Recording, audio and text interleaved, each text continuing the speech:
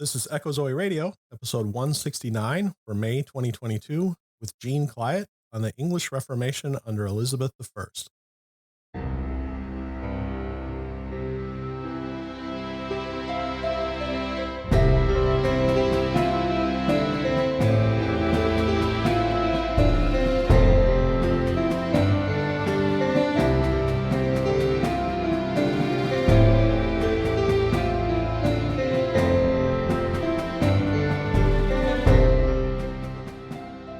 Welcome to Echo Zoe Radio, the podcast outreach of Echo Zoe Ministries, where you'll hear about important topics affecting the church today.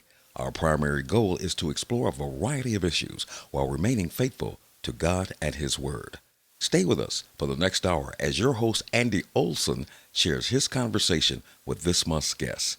Here's your host, Andy Olson. I'm Andy Olson. Thanks for listening to Echo Zoe Radio. This is episode 169 for May 2022. Gene Clyatt returns for a second installment of the English Reformation history.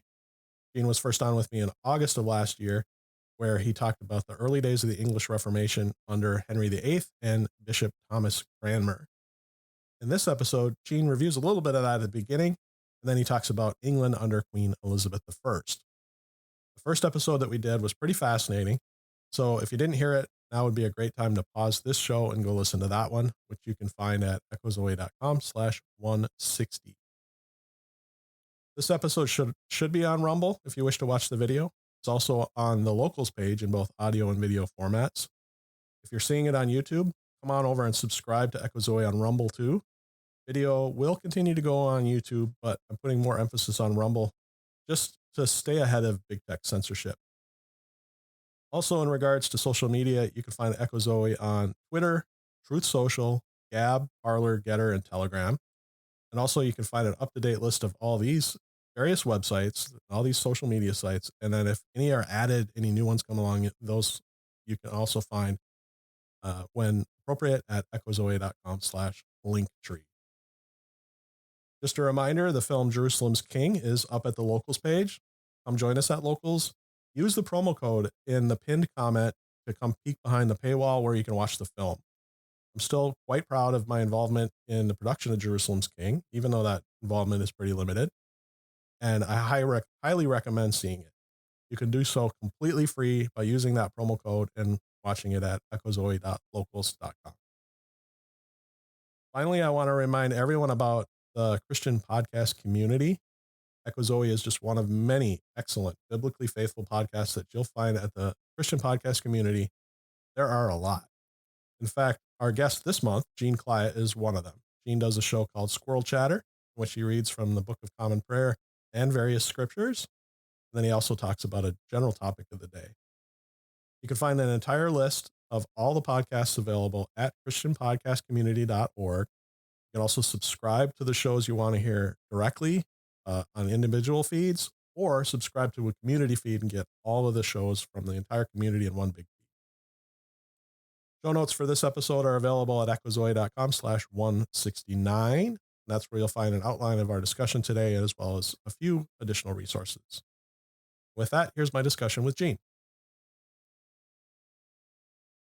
Gene, it's a pleasure to have you back for your second episode here. Yeah, it's good to be back. And I don't know if you heard the end of the year episode, but yours was Andrew Rappaport's favorite episode. I did hear that, and that put a lot of pressure on me for tonight. Well, no pressure intended here. I got to tell you a funny story about Andrew. We were down at Shepherd's Conference, and we're sitting at a table having coffee and snacks between sessions, and my wife sent me a picture of Darby the hamster because she's home taking care of the hamster while I'm down there. Uh-huh. So I'm passing the picture around, and we're all laughing at my hamster and everything. And all of a sudden, Andrew goes, "Wait a minute, there's really a hamster? I thought it was just a joke." Because my podcast ends with Squirrel Chatter was recorded in front of a live studio hamster. Yeah. No, Darby the hamster. That's where that comes from, huh? Darby the hamster is right here. She's right beside me. So. Are you Darby? This is like Darby the fourth, or this is Darby the fifth. Fifth. Okay. Darby the hamster, the fifth of her name. Long may she scurry. Darby the Fourth died about a month after I got back from Shepherd's Conference. So she died end of March, early April. So we've just had Darby 5 here for 6 weeks, maybe. Okay. And how long does a typical hamster live? Typically 2 to 3 years. 2 to 3 Yeah, years. they don't live long, which is really sad. I would love a hamster to live longer. Yeah. My third son has one upstairs, and he's had it for, Yeah. I don't know if he's coming up on a year now. That thing's got to be almost middle-aged. Yeah, do you have is that a full-size hamster or one of the dwarf hamsters? It's he named it Robbie after some breed that is Rob something. Robo. Oh, robo hamsters. Yeah. So it's a little one? It's a little one, yeah. Yeah. Yeah. Robos are sweet. Darby the Fourth was a robo hamster. Okay. But they are the longest lived of the dwarf hamsters. Oh.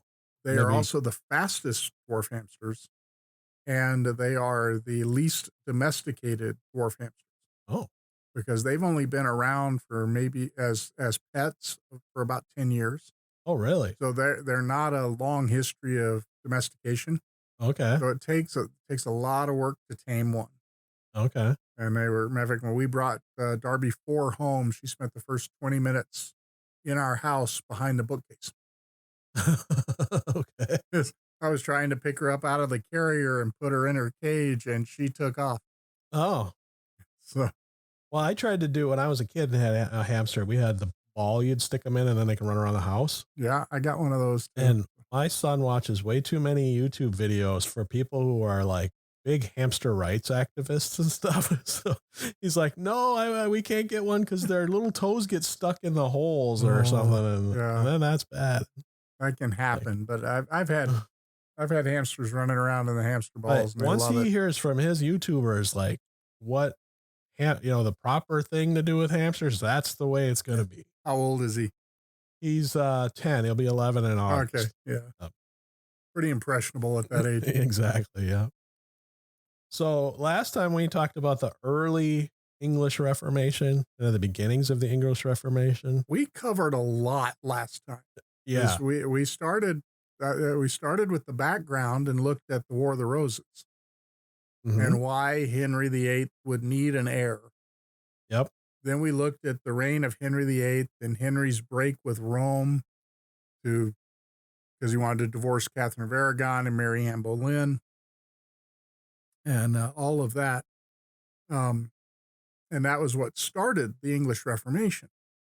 So, of course, Henry's reasons were purely political or personal. He wasn't a theological Protestant, but his Archbishop of Cranmer. Yeah, Archbishop Thomas Cranmer, who is the Archbishop of Canterbury. Mm-hmm. Remember, the head of the Church of England, or the head prelate of the Church of England. And he was reformed. And so he was working to reform the church. Yep. And then, but he wasn't able to do a lot when Henry was alive, because Henry was very much, Henry wanted to be a popeless Catholic. He wanted the Catholic Church, the Catholic religion, just without having to deal with the Pope. Mm-hmm. So that was his whole thing. So, that all goes through, and, we're looking at the history of Protestantism. I'm not having trouble enanciating. For you to say. Yeah. Protestantism yep. In England. And that means we're looking at the royal family. We're looking don't mean to interrupt, but I was going to point out, if anyone's listening to this one didn't hear that one, it's echozoe.com/160. It was episode 160. That'll take you right to it. What number is this one? This is 169. 169. So, yeah. Yep. And the first one of the 15th year of Echo Zoe Radio. Oh, congratulations. Congratulations. Yeah. So, Henry reigns for 37 years. Actually, almost 38 years as king. And he dies at the age of 55. He was only 17 when he became king. And he kind of left a mess Yeah. because he left a 9-year-old son as heir. That was And Edward. that was Edward VI. And he had 2 daughters who were older than Edward from his first 2 marriages. One from Catherine of Aragon, that would be Mary, and then Elizabeth from Anne Boleyn. So he's got 2 daughters, one of whose mom he divorced, and the others whose mom he had executed. And then he has his prize son, Edward. Well, then Edward goes and dies young. Edward died at the age of 15 after being king for only 6.5 years. Hmm. So he was a kid. While he was a kid, England was governed by a council that was made up of people that Henry had named. And they were 16 men. They were all Protestant. And that included Thomas Cranmer, the Archbishop of Canterbury. And so it was during those 6 years that Cranmer really pushed the English church into Protestantism, because they'd been, basically, skirting the line with it when Henry was alive. He was doing what he was able to, but he couldn't do a lot. But during those 6 years when Edward was king, that's when he advanced. That's when he started changing the liturgy. That's when he came out with the Book of Common Prayer in English. That was when he, wrote his book of homilies, which were, because you had all these Catholic priests who are now head of Protestant churches, and he basically wrote a book of sermons and sent them out. Here, read these. Instead, don't write your own sermons, just go read these. And that was because he was trying to get Protestant theology out to the people. Mm-hmm. But when Edward dies at age 15, he had named Lady Jane Grey as his heir, who was a Protestant who was 16 years old. And we call her the 9 Days Queen. Well, he's naming an heir at such a young age. Was he sick and knew he was at death's door? Well, yeah, he had been fairly very healthy all of his life. But then when he was 15, he got really sick. They guess it was probably tuberculosis. Okay. Just judging from the symptoms that, the chroniclers wrote down. Mm-hmm. Of course, they had no germ theory, no tests or anything for any of that. So they figure leeches. Yeah, they had leeches and bleedings and stuff. So we don't know what it was. We're guessing that it was probably tuberculosis, just looking at the symptoms that we have available to us that were written down. So he spent the last, tuberculosis isn't fast. He spent several months basically bedridden, in bad health, knew that he was not going to make it, or not likely to make it. And so he actually hand wrote a document of secession. Okay. Which was then witnessed by his doctor or somebody who was in the room, and they took that to Parliament. Okay. And Parliament okayed it.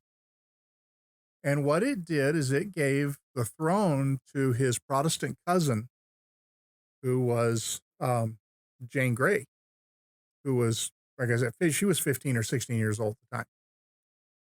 And so she's named queen in London. Mm-hmm. And everybody's scratching their heads. Who is this girl? Why is she queen? Meanwhile, Mary Tudor, who was the Roman Catholic daughter of Henry VIII by Catherine of Aragon, who, Henry had divorced her mother. Henry had forced her to stand before Parliament at the age of 12 or 14 and tell Parliament that she was illegitimate. Okay. And renounce her right to the throne. This is a very angry young lady. Mm-hmm. I say young lady, she becomes Queen of England at the age of 37. So she has lived her entire life from the time she was like 10 years old. I think she was about 10 or 11 when Henry divorced her mom. She's lived, you know, 27 of her 37 years in, kind of angry resentment and, was out of favor for most of that time. She and her father did have some sort of reconciliation shortly before he died, but, she wasn't at court. She wasn't, she was significantly older than both Anne Boleyn and Edward.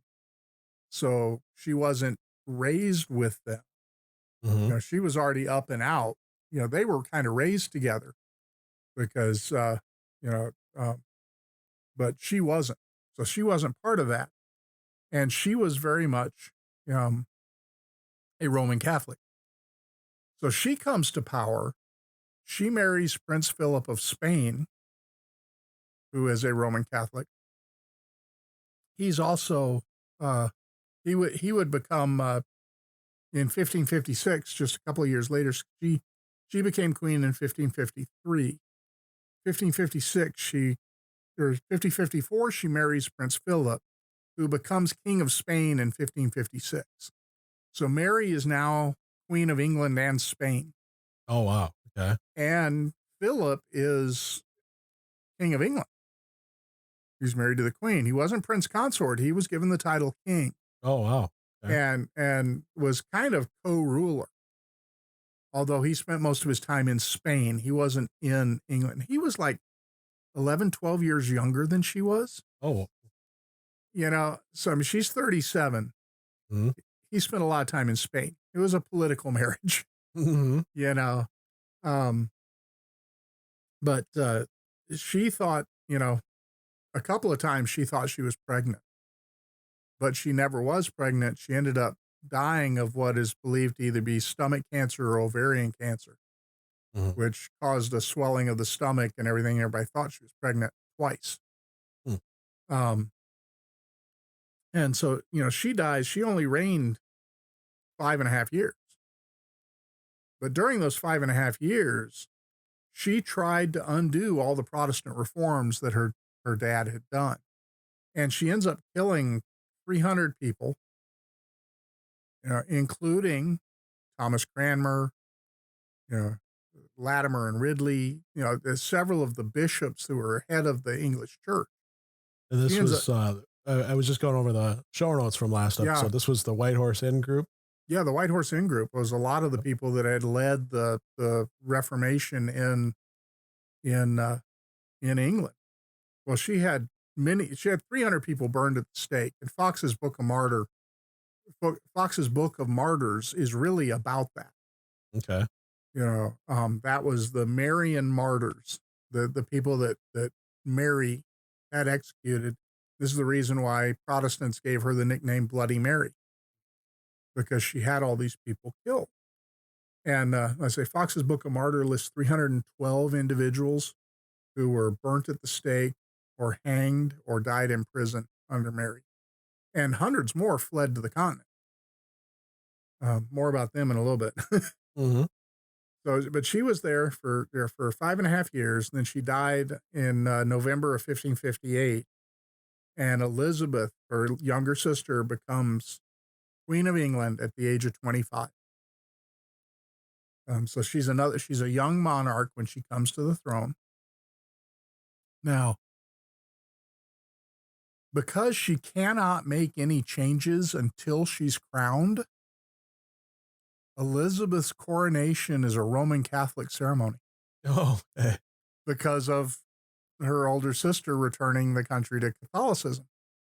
So her The Pope was Catholic, right? Yeah, her older sister was very much a Pope papist. Okay, so she brought back. She was a Roman Catholic. Yes, absolutely. Okay. And so Elizabeth's coronation is a Roman Catholic ceremony, but she leaves the room during the Mass. She just gets up and leaves, goes and changes and gets ready for the ball that evening. Okay.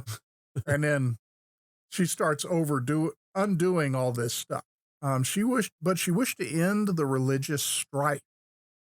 She didn't want to be hostile to Catholicism like her brother Edward had been. And she didn't want to be, hostile to Catholicism like Mary had been towards Protestantism. She was more reconciliatory.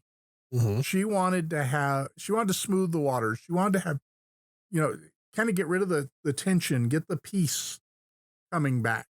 She was a Protestant, but she didn't want to be the Protestant queen. She wanted to be the queen who was Protestant. Yeah.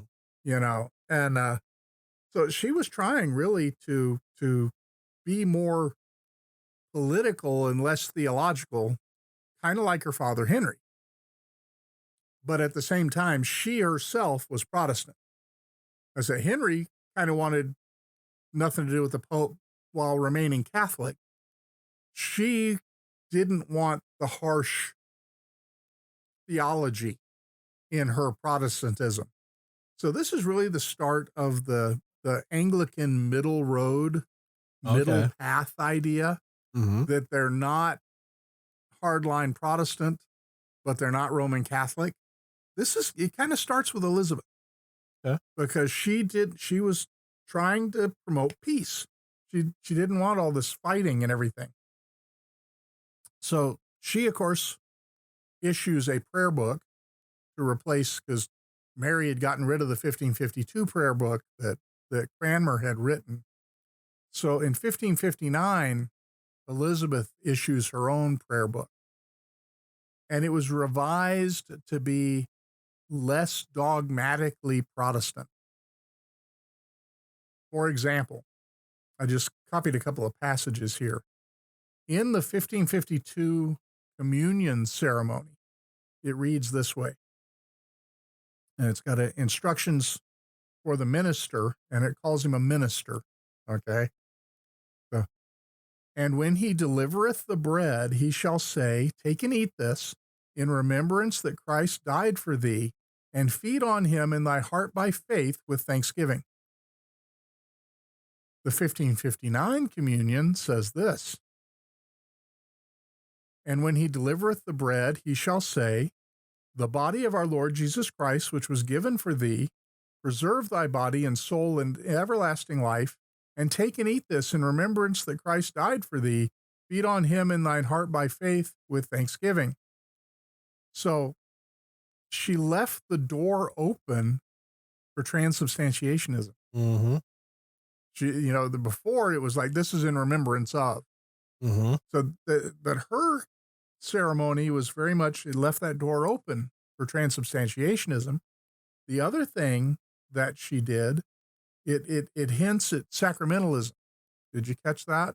A little bit. Where it says, preserve thy body and soul for everlasting life. It kind of gives the hint that there's something meritorious about taking communion. Mm-hmm.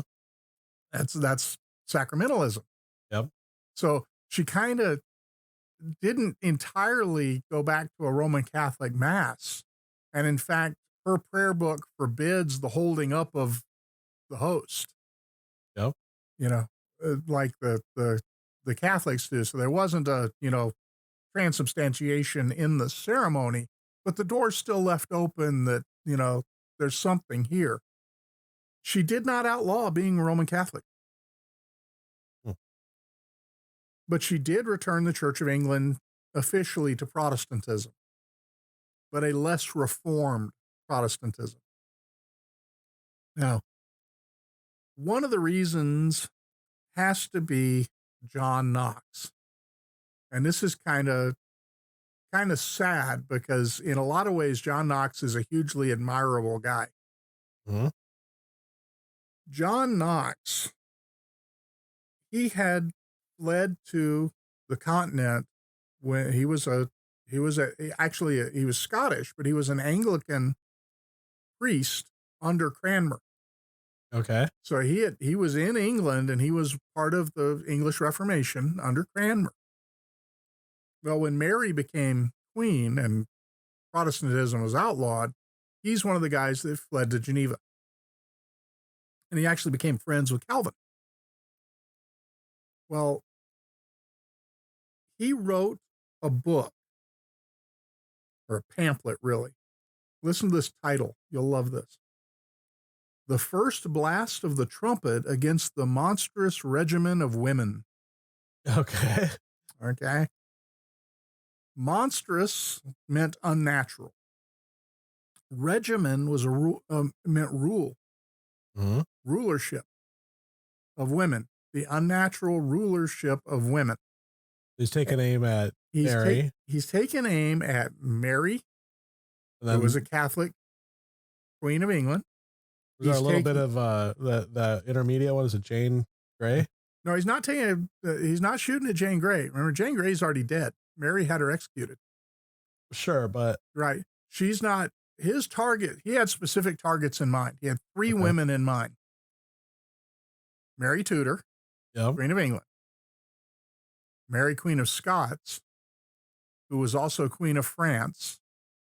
She was ruler of Scotland, and she was married to the King of France. And Mary's mother, who was also named Mary, and she was Mary, Queen of Scots, regent in Scotland while Mary was in France. Okay. This is the target of her. These are all Roman Catholic women rulers. This was the target. Now, Mary of Geese is the Dowager Queen of Scotland, who is the regent on behalf of her daughter. So he presents his case against female rulers. It's a blanket case against female rulers. Women should not have rule, you know. And he publishes this just months before Mary dies and Elizabeth comes to the throne. So this is very brand new with this new incoming queen who is now ruling England, who's a Protestant, who should be allied with John Knox. But she's very offended by this. She never forgives him. He's going to die in a few years, but she never forgives him. And this effectively cut Elizabeth off from the more theological stream of Protestantism. As I say, her Protestantism was more political. Yeah. We don't know what she really believed. You know, I have a hard time, you know, understanding, because she didn't talk about it. And some of the things, like in her personal chapel, she had a crucifix. You know, not a cross. She had a crucifix. She had her liturgy in her private chapel was in Latin, but it wasn't the Mass. She forbade the minister from lifting up the host and all of that. Sure. So she's an interesting blend of beliefs and stuff. So, and I guess that kind of brings us to Mary, Queen of Scots. We got to talk about her too. Because she's pretty important throughout Elizabeth's reign. Okay. Now, Mary, Queen of Scots was Elizabeth's cousin. She was the granddaughter of Henry's sister. She's a Roman Catholic. Okay. I said she's the widow of Francis II of France. He died in 1560. And she was Queen of France for a while. And then after she was widowed, she returned to Scotland and took over the throne and was ruling Scotland. In 1566, so she's been a widow for 10 years, or for 6 years. In 1566, she marries Henry Stuart, Lord Darnley. Now, here's a soap opera warning. And I should say this, that we're dealing with the royal family of England. We're dealing with kings, queens, dukes, earls, lords, etc., most of whom are related to one another, because nobles marry nobles, you know? then they're not only married to each other throughout England or related to each other throughout England, they're also related to most of the crowned heads of Europe because political alliances, you trade daughters back and forth. My daughter will marry your son. We'll be friends now, kind of thing. Happened all the time, just kind of as a diplomatic way. And in a lot of ways, the trials and tribulations of royals is less believable than the plots of most soap operas. But it's absolutely true. Yeah. And so I got a soap opera warning here. This is the soap opera warning involving Mary, Queen of Scots. Okay. So Mary's married to Lord Darnley, whose last name is Stewart, Henry Stewart. Darnley is murdered. Okay. Now, Mary was pregnant, and Darnley was suspicious that her child's real father was actually her secretary, a guy by the name of David Rizzio. So Darnley personally murders Rizzio in front of Mary. Wow. Okay. Okay. I think this guy is your lover. I'm going to kill him in front of you while she's pregnant.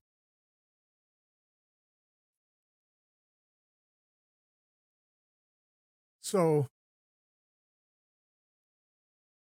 Mary has Darnley killed. Not directly. She plots with some people to have him bumped off.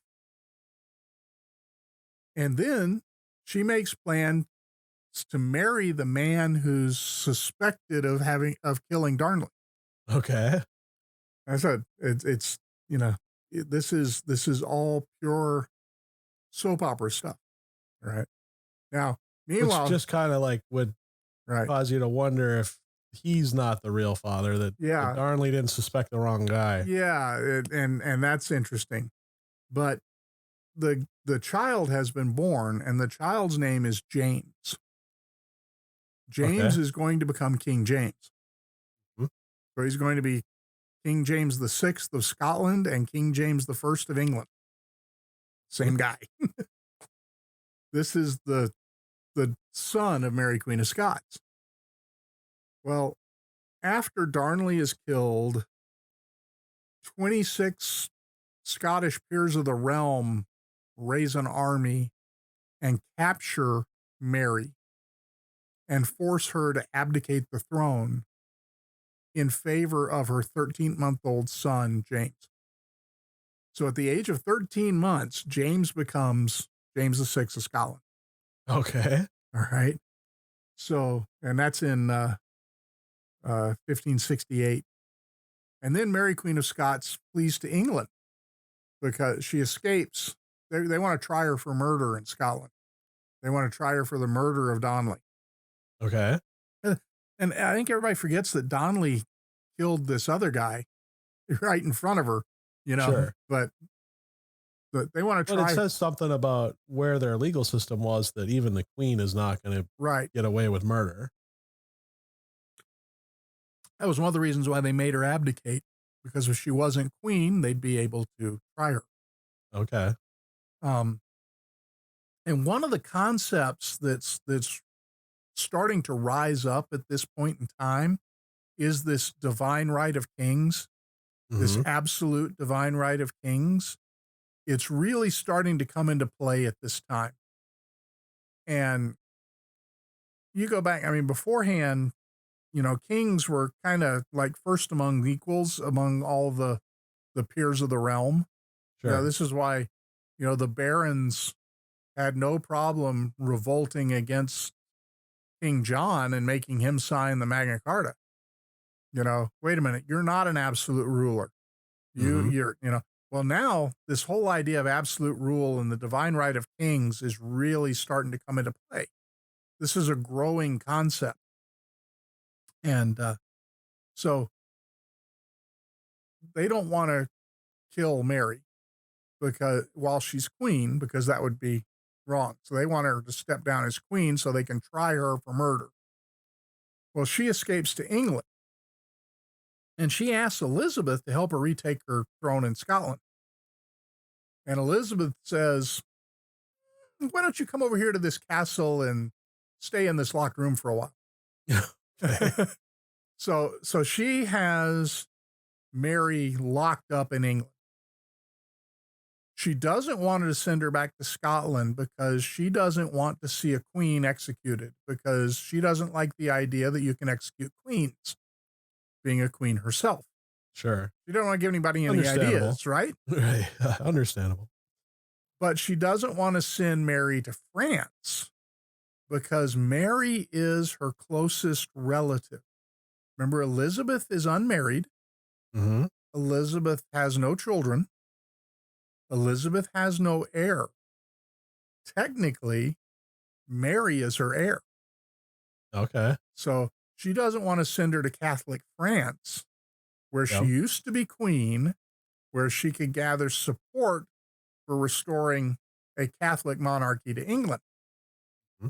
So this is all going on now. So Mary's a rallying point for the English Roman Catholics. So Elizabeth wants to lock her up.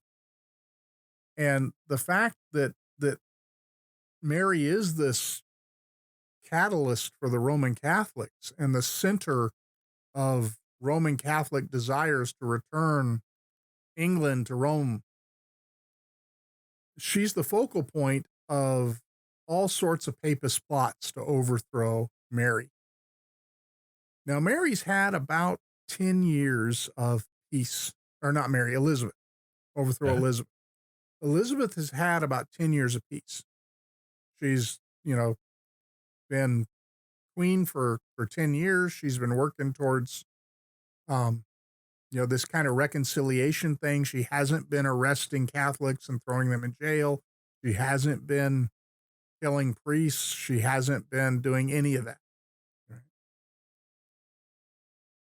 But she had an excellent intelligence network. She had a guy, a spy master, Sir Francis Walsingham. Walsingham basically invented modern espionage. Okay. This is, when you think of everything that the CIA and MI6 does and everything that OSS did in World War II and how spy networks are run, this is the guy who invented all this stuff. Okay. He is a Protestant. He's a committed Protestant. And he becomes Elizabeth's first secretary. He's like her chief advisor, and he is her spy master. And there's like 3 or 4 guys that are real close to Elizabeth and are advising her on her reign, and this guy's one of them. And he is the spy master. Well, he was a Protestant, and he had fled England. Fled Egypt. Yeah, let's just bring in another nation. Now he's Moses, part of the world. Yeah. He had fled England during the reign of Mary Tudor. So he was one of the guys who went to Geneva. Sure. And that's where the English Protestants went. Well, now he's got quite a ring. That would Geneva. make sense. Yeah. He's got a well to go back to. He's using double agents. Yeah. He's got paid agents that he's trained. He's got his version of James Bond running around, guys that he's trained, and he's given them, Aston Martin DB5s and Walther PPKs, and they're driving all over England spying for him and all over the continent too. He's got guys in France. He's got guys in Spain. He has built a network of spies that was really unmatched in the ancient or in the early modern world. It's phenomenal. This guy, there's The Queen's Agent is a biography of this guy. Okay. Written by a guy named Cooper. Great book. Just goes into everything that he accomplished as Elizabeth's spy master. Well, after Elizabeth had been queen for about 10 years, she still hasn't married. There's no children. There's no heir. And there's a growing discontent among the Roman Catholic nobility of England because they've lost their power. Because all of Elizabeth's advisors are Protestants. And these are the guys who were the kingmakers. These are these are the top nobility of England for hundreds of years. And now they're kind of having to take a back seat to most of Elizabeth's advisors were not truly nobles. She knighted a lot of them, so she gave them a title of nobility, but they were mostly commoners. Now they were from well-educated families, but they're mostly commoners. So they're not happy. So in 1569, which is, let's see, when did Mary come to the throne? Or when did Elizabeth come to the throne? Elizabeth came to the throne in 1558. This is 11 years after she was been on the throne. We have a plot called the Revolt of the Northern Earls. Okay. And this involves two earls and a duke, mainly, of northern England. And they are Thomas Percy, who is the Earl of Northumberland. He's Roman Catholic. Charles Neville, who is Earl of Westmoreland, also a Roman Catholic. And Thomas Howard, who's Duke of Norfolk. Now, he is publicly a Protestant, but he's secretly a Roman Catholic. And so they have this plot to return every one of these plots. There were four main plots against Elizabeth, and they're all the same plot, basically. They want to get rid of Elizabeth and return England to Roman Catholicism.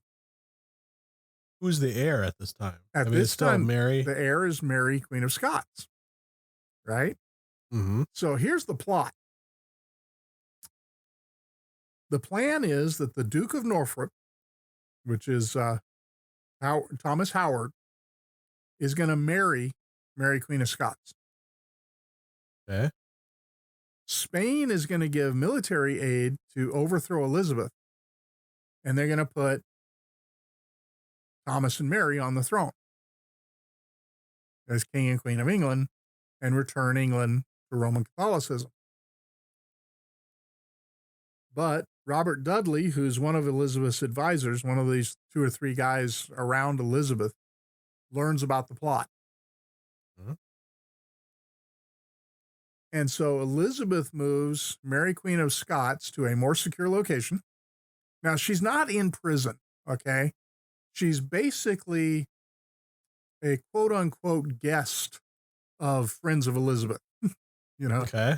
Because it's one of those things Like of, a Royal Witness Protection Program? Yeah, kind of. Yeah, it's more like, you're going to go stay with my friends. You just can't leave.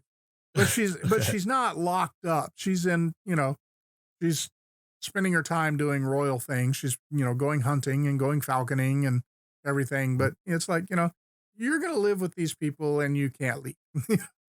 So she's basically living with Friends of Elizabeth, right?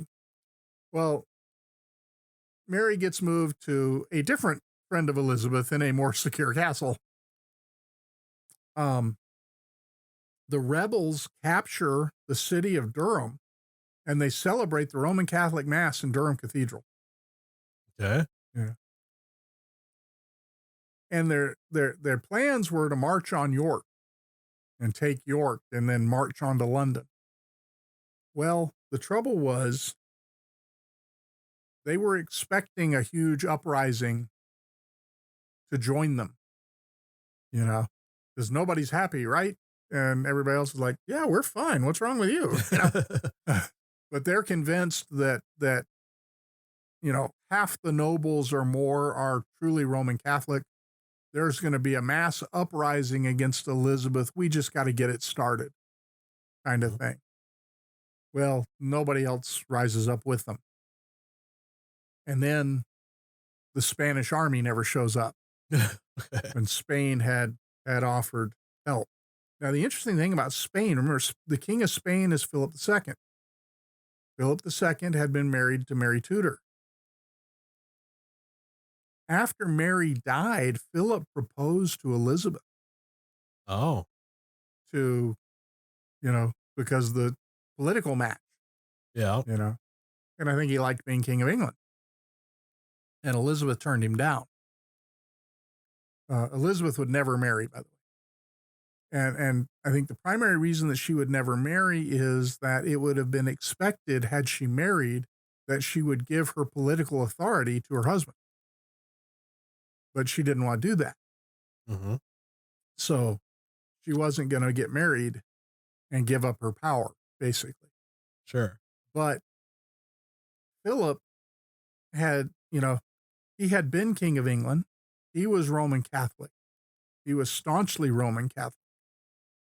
So the Pope had been involved in this. The Pope had given his blessing to this overthrow. And in fact, the Pope was assured that this could not fail. And so before he even got news of whether or not it was failed or had succeeded, he excommunicates Elizabeth. All part of this same plot, right? Mm-hmm. Well, I said the rebels captured Durham, but they gave up their plans to march on York when none of their support showed up. Mm-hmm. So they end up with like 6,000 men facing Queen Elizabeth's nobles with 30,000 men. I was like, this is not going to work. Mm-hmm. So Northumberland is captured and beheaded. Westmoreland flees to the continent and he dies in poverty. And then Norfolk, who is the guy who was supposed to marry Queen of Scots and become king, he's captured. He confesses everything, promises to never do it again, and Elizabeth pardons and releases him. Okay. Now, my notes here say there are plots, plural. oh yeah, this is just the first one. Is this pardon going to come back to haunt her? It is actually, and it very much is. Matter of fact, just a couple years later. Okay. So now, Elizabeth also has 700 Roman Catholics who were involved hung. Okay. Now, a lot of people often point to that and say, well, everybody calls Mary Bloody Mary. She killed 300 Protestants. But here Elizabeth had 700 Catholics executed, and nobody calls her Bloody Liz. Well, here's the thing. Yeah, there's a big difference. There's a big difference. These are people who had actually committed treason. Yeah. They had revolted against, she wasn't Their just... Catholicism wasn't directly the reason why they were right. Their Catholicism was the reason why they revolted, but they weren't killed because they were Catholic. They were killed because they revolted. Because of the revolution. Yeah. The peasants are revolting. So, and the Pope excommunicates Elizabeth. The papal bull doesn't reach England until after it's all over. Hmm. But by excommunicating Elizabeth, what the Pope is saying is, all you good Catholics are now free to overthrow her because she's not legitimate. She's a Protestant. She's been excommunicated. She's not a Christian. She's not a rightful monarch. All you Roman Catholics are free to overthrow her. So, and because of this, Elizabeth begins to crack down on Roman Catholicism. She's now starting to look suspiciously at the Roman Catholics in England. And she's now learned that for sure that she can't trust Mary Queen of Scots. Mm-hmm. Well, that was in 1558 or 1569. Now, 1571, we have the Rodolfi Plot. This is the second plot against Elizabeth. Now, 3 years later. 3 years later. Now, the guy, Rodolfi, is an Italian banker, and he's a spy for the Pope. He bankrolls a plot to kill Elizabeth, marry Mary Queen of Scots, Same plot. to Duke Norfolk, same guy, Yeah. who Elizabeth had just pardoned, and put them on the throne instead of Elizabeth. Now the plot is discovered because Elizabeth has the best spy master in the world. He's got his fingers in all these pies. He knows what's happening before they know, you know? And so the plot is discovered. Rodolfi flees England, this Italian banker dude who works for the Pope. He flees England. This time, Elizabeth has the Duke of Norfolk beheaded. She's done with him. He's had his chance. Spain's ambassador is expelled because Spain had offered money, you know, because your three big Roman Catholic powers are involved in this. You have an Italian banker. You have the King of Spain. Actually, I don't think the French were involved here. Yeah, the French were not involved in this plot. Right? So, but again, it was done with the Pope's approval.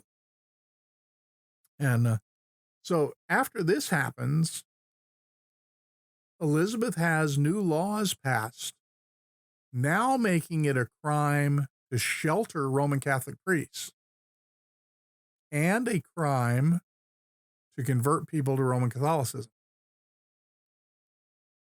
So this was the Rodolfi Plot. Now, again, nothing happened. The plot was basically headed before, you know, they didn't try to kill the queen. They wanted to kill the queen, but they were all captured before they actually did it.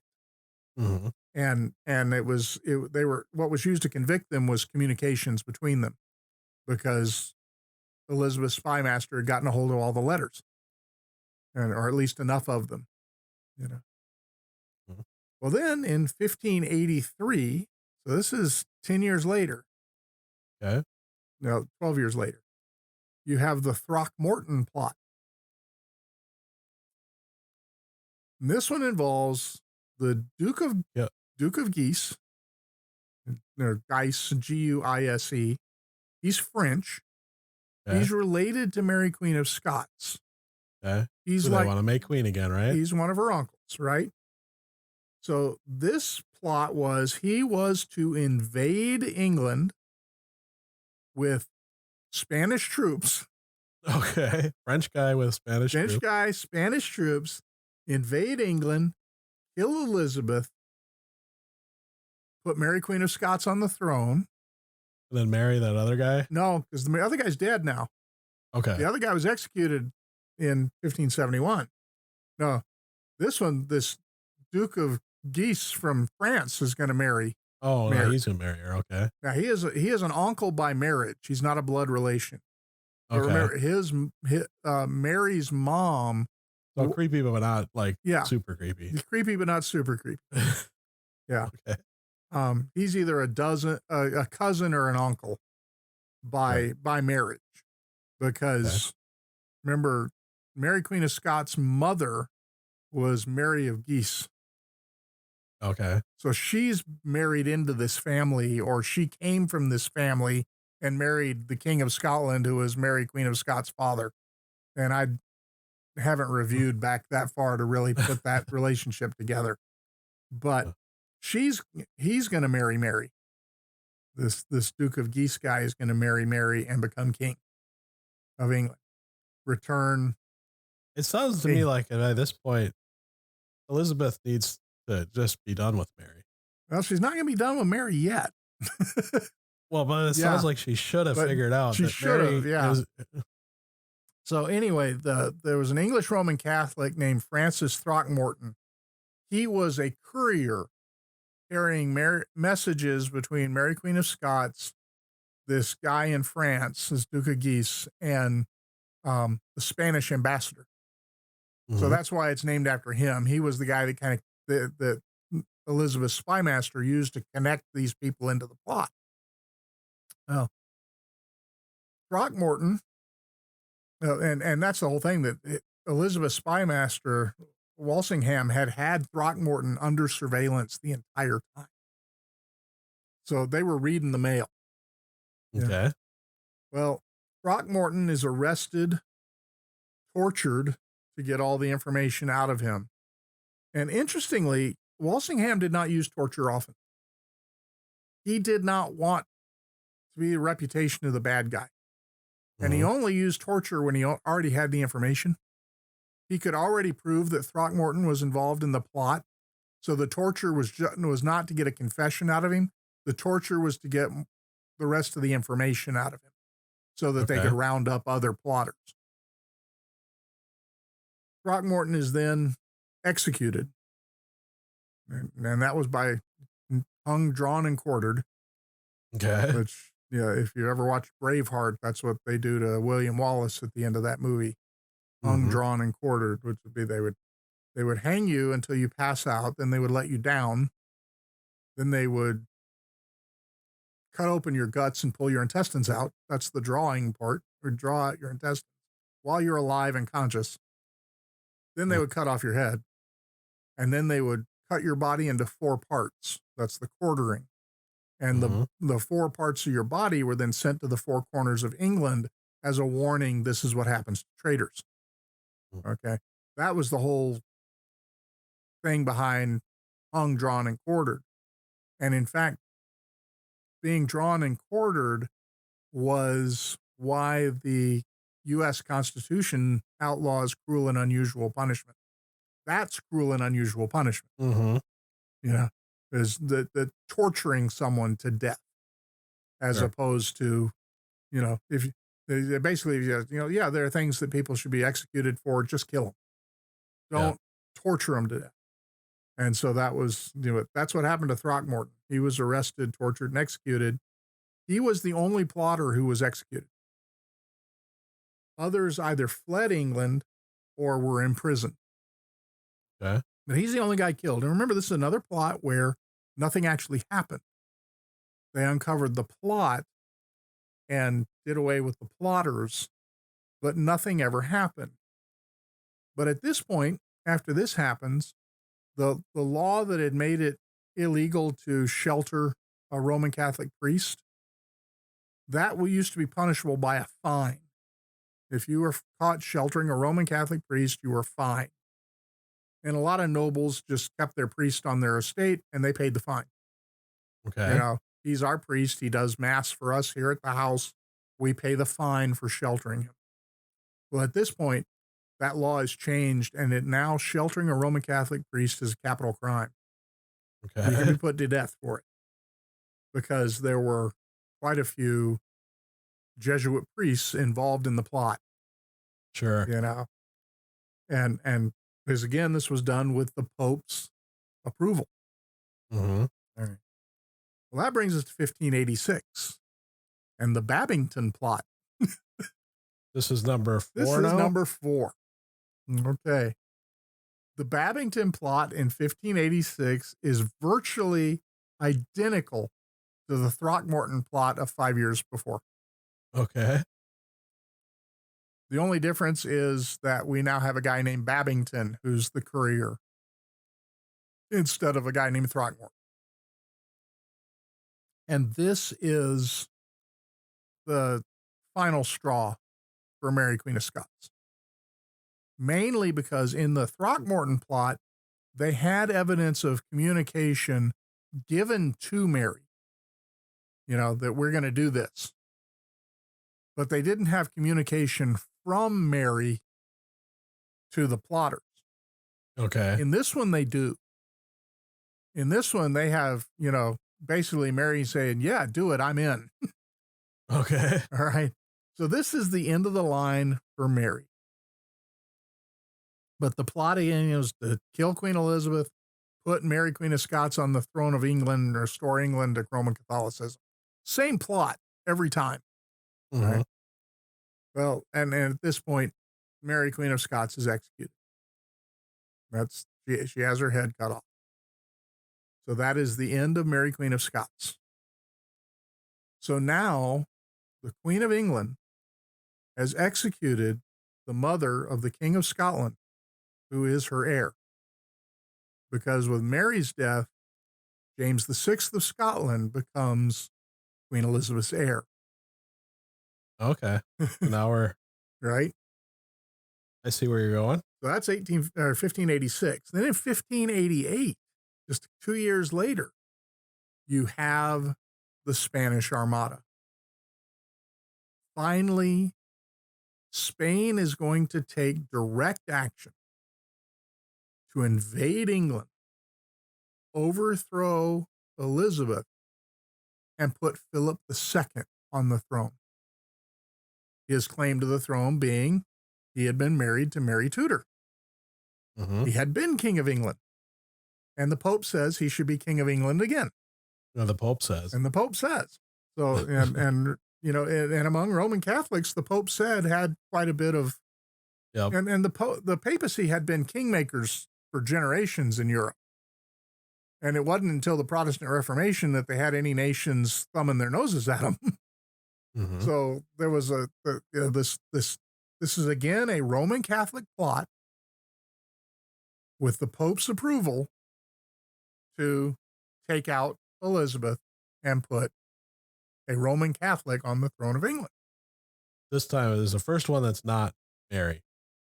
First time it's not Mary because Mary's dead. Because Mary's dead. And it can't be James of Scotland because James of Scotland is a Protestant. Sure. So that, you know, it's a very convoluted thing, but now we're finally going to invade England, kill Elizabeth. All right. Well, it didn't work out.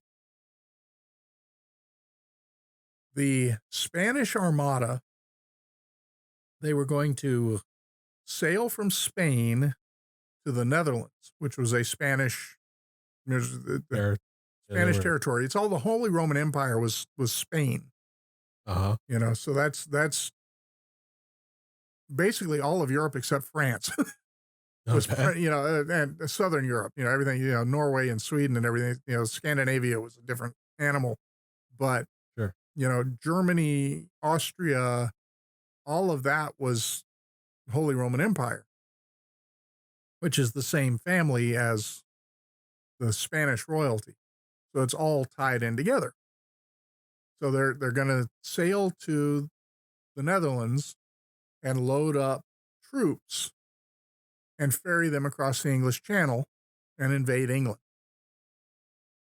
Well, on the way, there are 3 battles that are all within like 5 days of each other in 1588. The first battle, Sir Francis Drake, who is Elizabeth's admiral, he engages the Spanish briefly as they enter the English Channel on the south end. And there's a virtually no effect on either side. The English do capture a Spanish ship. Okay. Now we're hitting an hour. I don't think we're going to get to James. We'll save James for next time. But they hit him the first time, and they do end up capturing a couple of Spanish ships. The English do. The English ships are newer, they're smaller, they're faster, and they're better armed. The Spanish ships can carry a lot of troops, but they don't have any troops on board yet. They're going to the Netherlands to pick up troops. Mm-hmm. They have bigger cannon, but fewer of them. Their cannon are slower firing. The English have wheels on their gun trucks so that they are able to roll them in and out and reload them quicker, where the Spanish just slide these blocks of wood on the deck. So, you know, there's a technological advantage to the English. They have better ships. They have better cannons. Their cannons are not as heavy, but their ships are smaller and they're faster and more maneuverable. So they're basically able to sail rings around the Spanish. And so they do end up capturing a Spanish ship, or a couple of Spanish ships. But then they break off. Right? Well, then a couple of days later, there's another engagement. And in this one, there's a much closer engagement. The Spanish have now, or the French have, the English, and get all my players right here. I need a player. The English have realized their advantages. The first encounter, they said, "Oh, hey, we're faster. We can shoot faster. You know, we're more maneuverable. We have an edge." So they came in the second time on them, and this time they took advantage of their maneuverability and everything. They did some damage to the Spanish fleet. I think they sunk 2 ships, but they damaged a lot more. Their cannon were lighter, so they couldn't do as much damage as far as sinking the ships, but they were able to knock down rigging and masts and you know, make it, you know, so that the ships needed help. Mm-hmm. Well, that encounter ends. The Spanish fleet sails to where they are supposed to meet the army from the Netherlands. They've had no communication between the commander of the army and the commander of the navy. Okay. They don't know when they're supposed to be there or where. There's no radios. There's none of that. Yeah. But they didn't have any messenger traffic going back and forth at all. So the Spanish fleet gets there before the army does. And they have to wait. So they're at anchor now. They're immobile. There's no deep water port. So they couldn't sail into port and tie up to the dock. They're anchored offshore. They're waiting for the army to come out in boats. The army doesn't know the Navy's waiting for them yet. There's been no communication. So that isn't working well. Meanwhile, they're in British waters. They're in the English Channel. The British fleet has been fighting these engagements and then going back to port, rearming, resupplying. The Spanish ships are running low on ammunition. You know, they're many days from Spain. They fought 2 battles already. They've used up a lot of their ammunition to very little effect because they couldn't hit the smaller, faster British ships. Yep. And, you know, if they'd hit one, it'd have done some damage, but they were having trouble hitting them. And so, you know, they're low on ammunition. Their food supplies are going bad because their food in the barrels is starting to rot and their guys are getting hungry and everything. Meanwhile, the British are well fed because they're able to go home at night. Yeah. You know, they're fighting right on their doorstep. So now the Spanish fleet is at anchor. And what the British did was they used fire ships. They had multiple old ships that they filled with fuel, and they just set them loose upwind of the Spanish fleet so that they sailed right into the Spanish fleet, all these burning ships. Well, they didn't set a lot of Spanish ships on fire, but they caused the Spanish to scatter. And they had no way of regrouping because there's no radio. There's no searchlights. There's no way to communicate between ships, especially once they're outside of visual range, you know, a couple of miles. You can't see the other ship. You can't communicate. They're over the horizon. So they scattered the Spanish ship. Now, the Spanish ships that were still in the English Channel found themselves to be easy pickings for the English Navy. So most of the Spanish ships sailed north around Scotland and around Ireland and all the way back to Spain because they couldn't go back through the English Channel because they were scattered. So it wasn't even a fleet at this point. It's a collection of disjointed ships all trying to make their way back to Spain.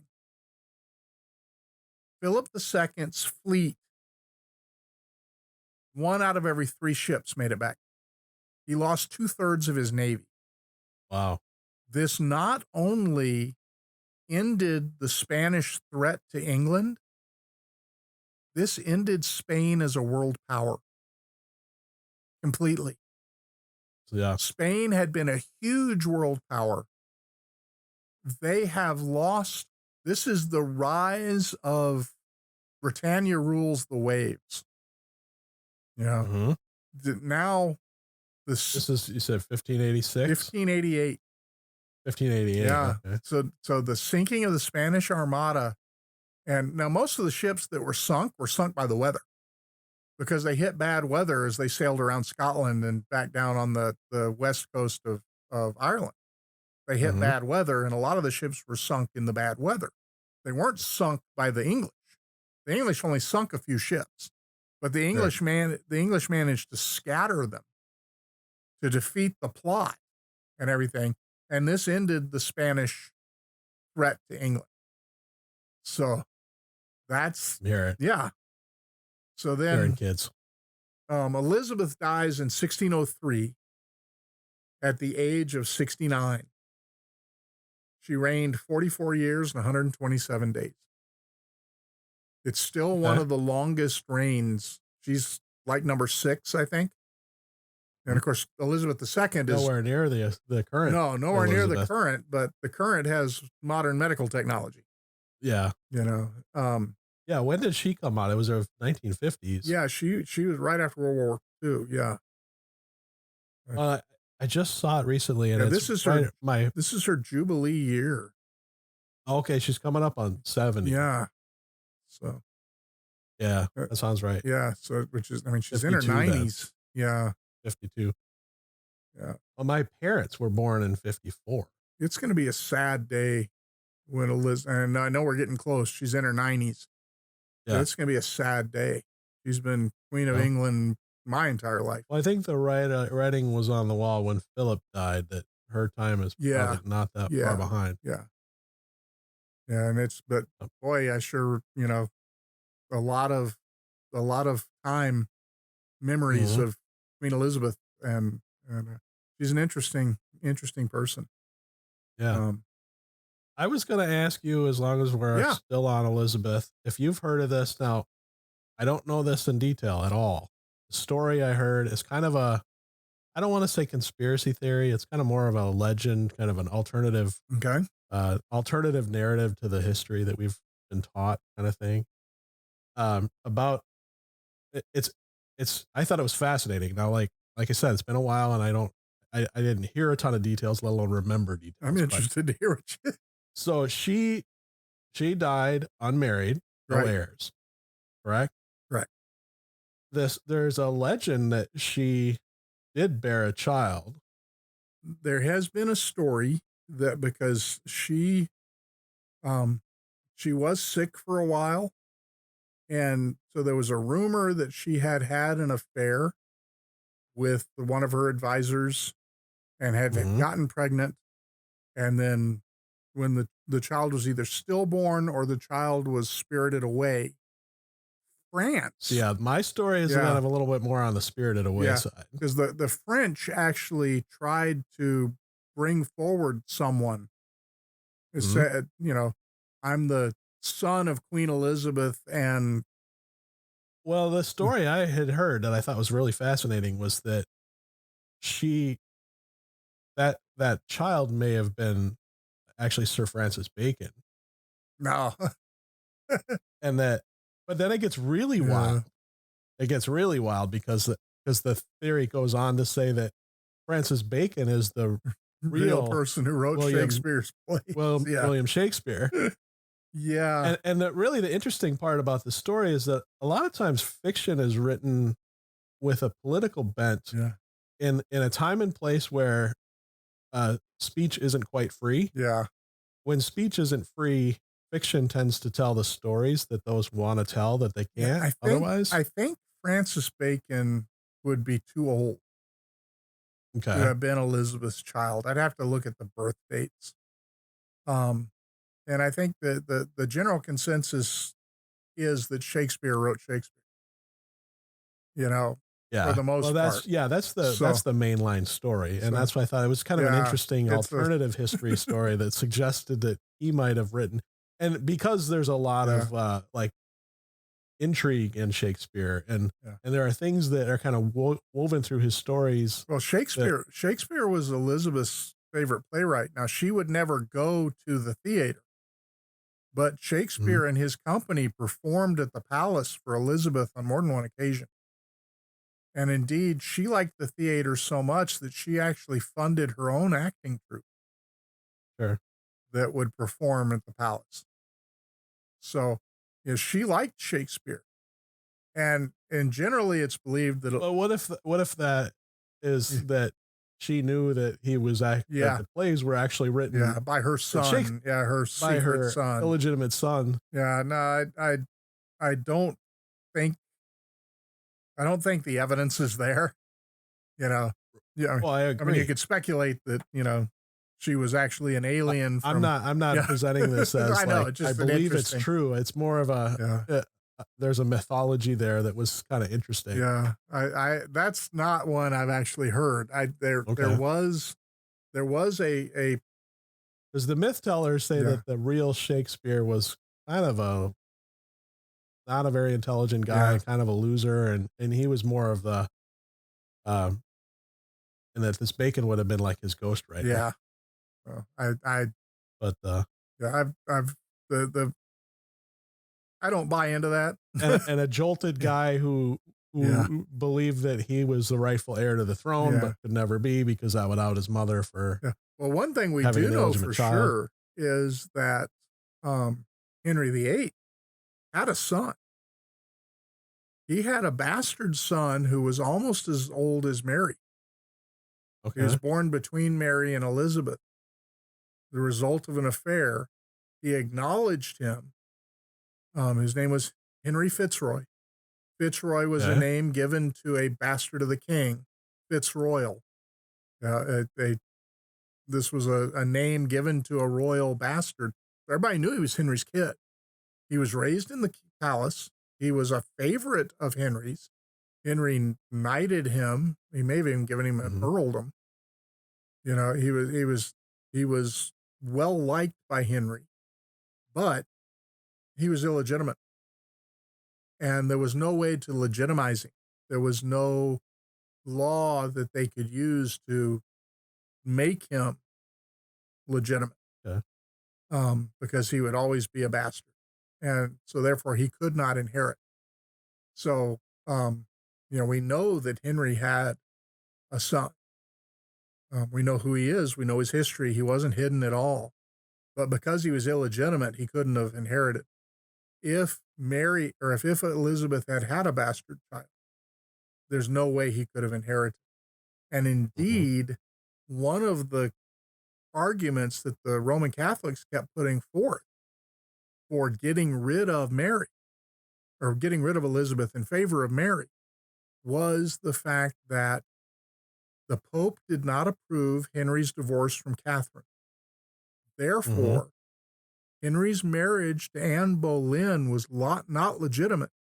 Therefore, Elizabeth was not legitimate and could not inherit the crown legally. That was one of their arguments for why she should be deposed, because she was illegitimate. And under Catholic law, she But then was. how do they explain theologically that their Yeah. four plots against her all failed? Yeah. You know, Well, if they're the legitimate, yeah, but you got to remember that they're not Calvinists. right? They don't necessarily believe in an absolutely sovereign God. Sure. Um, yeah, I don't know, because they kept losing and they kept losing bad. And like I said, in Hmm. every one of these plots against her, other than the Spanish Armada, I mean, the Spanish Armada actually, um, that was actual, the warships in a battle. But Hmm. other than that first plot, the rise of the Northern Earls, there wasn't any action. All of the plots were uncovered by her spymaster and were headed off before they actually did anything. They never Hmm. actually tried to kill Elizabeth.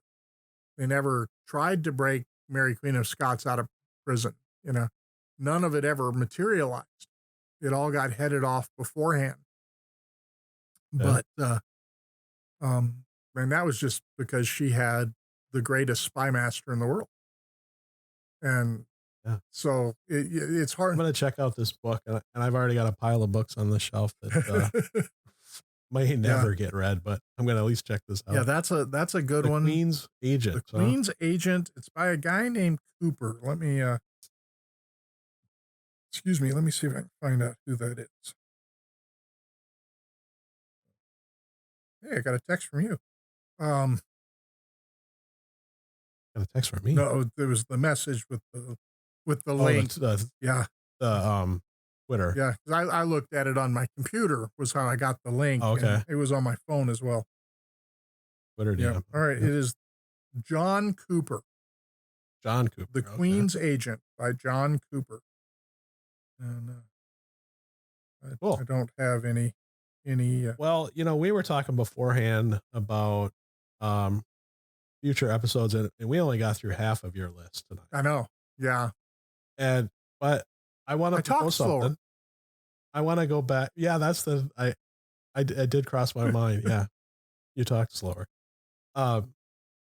We talked about. We were kind of talking hypothetically. Wouldn't it be funny to make the next one a November episode? We can do that. Thinking. And so, but now that given where we're at, it might actually make sense, because I was thinking a different train of thought, and we were going to be like November of 2023. Yeah, long past where we're at, but the next one might have a little bit of a tie to November, at least on one. Yeah, because it's very much the James becomes James the First of England in 1567. The Gunpowder Plot is 1605. Or actually, he becomes king of England in 1603, and the Gunpowder Plot is 1605. So it's like the first thing we hit. November would be a good time to discuss the Gunpowder Plot. All right. Well, I'll put you on the schedule, and that makes it easy for me. I don't have to come up with a topic and a guest. So we will I'll be back in November. We'll be starting the 17th. You know what that means? You know what that means, Gene? Every 6 months. You could be. No, I was thinking, because I always do Andrew and Fred in December, and we talk about the year's episodes. You can be I could be Andrew's two of favorite them. episodes. Yeah. I'll start sending my money to Fred and Fred and Andrew. Yeah. Along with pictures of my hamster. Prove to Andrew there really is a hamster. That was so funny. You mean there's really a hamster? He just thought it was a joke. He thought it was funny, but he thought it was a joke. So yeah, we have reached the beginning of the 17th century. And the 17th century, you want to talk about a panorama of history of England. That'll be fun. It starts with the end of Elizabeth I's reign. Mm-hmm. Then you have James, his son Charles I. You have the English Civil War. You have the restoration of the monarchy in Charles II. And the Civil War is when you have all the witch trials. That's the 1640s, 1650s is when your big witch trials start. And don't give away the don't give away the whole plot for November. Well, everybody has Wikipedia. Yeah, interesting century. It starts with Elizabeth on the throne and it ends with the Salem witch trial. That's the 17th century. The 1600s are a very, very busy time. Yeah. Well, I know we got into. Well, thanks so much, Gene. We got into a lot of politics and stuff. I was trying to keep it more on we're talking about the history of the Reformation and the history of Protestantism, but you can't keep the politics out of it because every one of these plots against Elizabeth was make England Catholic again. Mm-hmm. You know. That's very much counter-Reformation. Very much counter-Reformation stuff. Violently counter-Reformational. Yeah. Yeah. So. Yeah. Cool. Well, thanks. And we'll be in touch. We'll record sometime in October. When I know ahead of time. Yeah. We can get together in October and have it ready. The reason why this one's late is because I didn't come to you until last week. Yeah, I didn't think I heard from you middle of last week sometime. It was last week. So we're in the May episode, and it's a late episode because of that. But knowing that what we're going to do and when November 1st, we'll have part 3 of the That'll be English fun. Reformation. Or at least, hopefully, we'll get past James. and quite honestly, there's not a lot I want to talk about with James, so we should be able to If we went another half hour, we could get through all of my notes tonight. So, well, I told you the floor was yours, Yeah. and I but that's fun. And I did. I like the tried history to stuff, but I hope the talk listeners do slower. too. This was fun. I enjoy this. Yeah. You Cool. can tell this is a topic that I'm fascinated by. Yeah, and I am too. And I'm quiet. And that's one of the things I like about it too, is I get to just be quiet and let you talk. So I love history. Thanks, Gene. You bet. Thank you. Echo Zoe Radio is an outreach of Echo Zoe Ministries. If you are blessed by the show, please consider offering your support. There are many things you can do to help, including prayer, sharing the show with others, and your financial support. Echo Zoe Ministries is a registered nonprofit organization with 501c3 tax-exempt status, and your donations are tax deductible. For more information about how you can support Echo Zoe Ministries, please visit echozoe.com/support. That wraps up episode 169. Thanks for listening to Echo Zoe Radio. For show notes, visit echozoe.com/169. I dropped the ball this month, and I apologize to Gene that I didn't ask him to talk about his own podcast and ministry. It's kind of normally a habit, so I don't even know how I missed that one this time around. But as I mentioned in the introduction, Gene does a podcast called Squirrel Chatter, which you can find in both audio and video formats all over the internet. I typically catch the podcast feed, but I believe he also puts video up on Twitter every day. And you can definitely find that at Christian Podcast Community, christianpodcastcommunity.org. Come join the locals page, Echo Zoe Locals page at echozoe.locals.com. That's LOCALS.com. You can support the ministry there as well as interact with the community. And you can watch the film Jerusalem's King, which is up at the locals page. Don't forget to use the promo code. Watch it for free. It's behind the paywall, but you can come back there completely free with that promo code at the top of the page. And I definitely look forward to seeing you there. Lord willing, we'll be back next month with the June episode of Echo Zoe Radio.